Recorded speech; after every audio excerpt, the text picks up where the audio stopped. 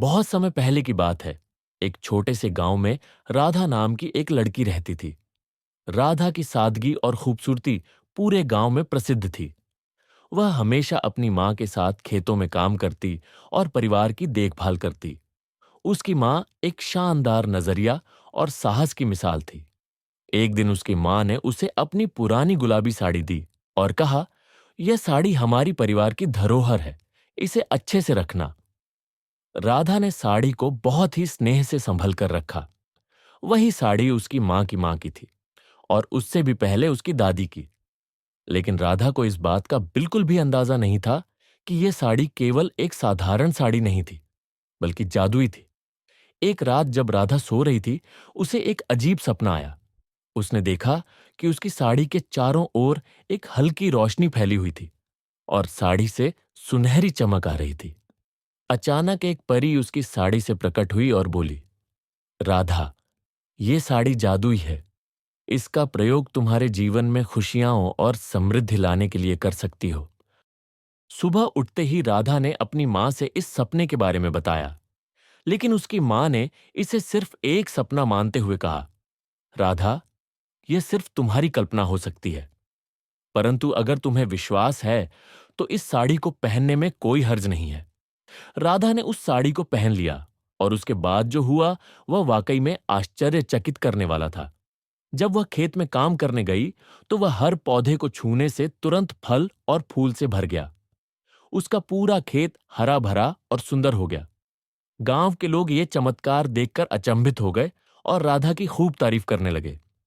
कुछ समय बाद गांव में सूखा पड़ा। सारी फसलें बर्बाद हो गईं और लोग बहुत परेशान हो गए। गांव के बुजुर्ग राधा के पास आए और उसे कहा, राधा, तुम्हारी साड़ी में जादुई ताकत है, क्या तुम हमें बचा सकोगी? राधा ने सोचा और कहा, मैं कोशिश जरूर करूंगी। राधा ने अपनी साड़ी पहनकर खेतों में जाए सारी जमीन पर हाथ फेरा। अचानक आकाश में बादल छा गए और बारिश शुरू हो गई। पूरे गांव में खुशी की लहर दौड़ गई। सभी ने राधा को धन्यवाद दिया और उसकी साड़ी की खूब तारीफ की। गांव के राजा को भी इस चमत्कार के बारे में पता चला। राजा ने राधा को अपने दरबार में बुलाया और सम्मानित किया।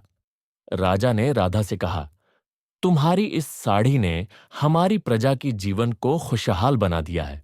तुम सच में एक महान आत्मा हो। राधा ने उस साड़ी का केवल लोगों की भलाई के लिए इस्तेमाल किया।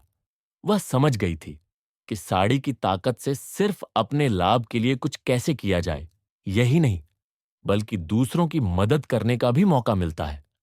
उसने अपनी जिंदगी उसी तरह ही बिताई और सबकी प्रिय बन गई।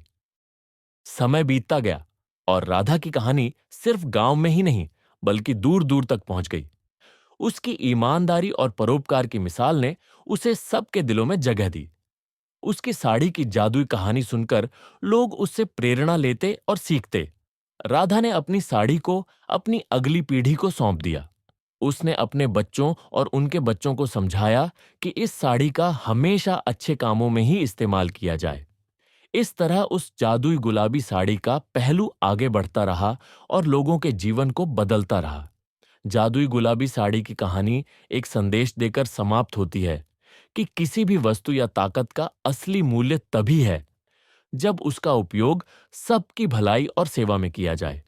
राधा की भलाई और परोपकार ने सभी को यही सिखाया कि सच्ची पहचान मेहनत, ईमानदारी और दूसरों की भलाई में निहित है।